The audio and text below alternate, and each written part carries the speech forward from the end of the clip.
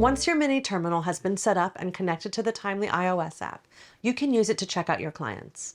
This is where your terminal really comes into its own, making this process super slick and simple.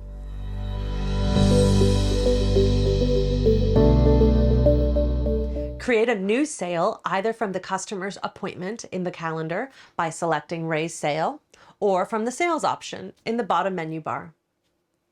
After selecting the correct products and services for your sale, you're ready to process your customer's payment.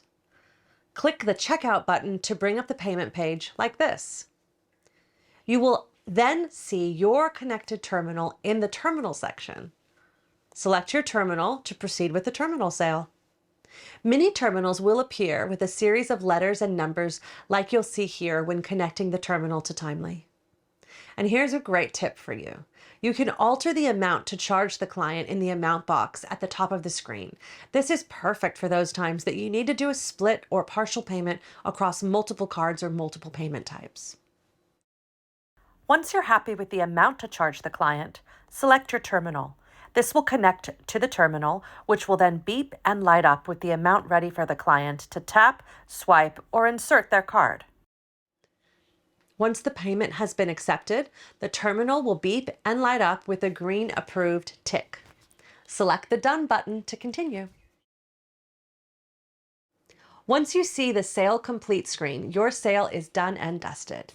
You can then select the Email Receipt button to send the client a copy of the receipt, or close the sale by selecting Done.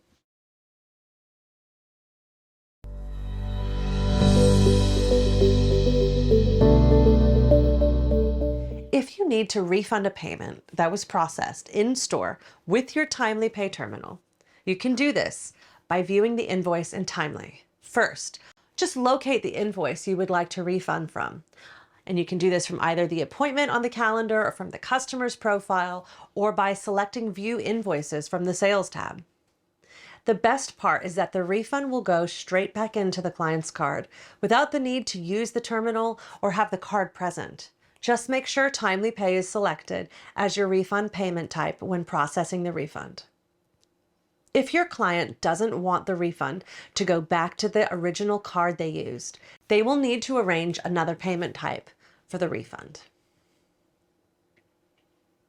Thanks for watching. We hope you're feeling confident to easily set up and make the most of Timely Pay and the Timely Pay terminals.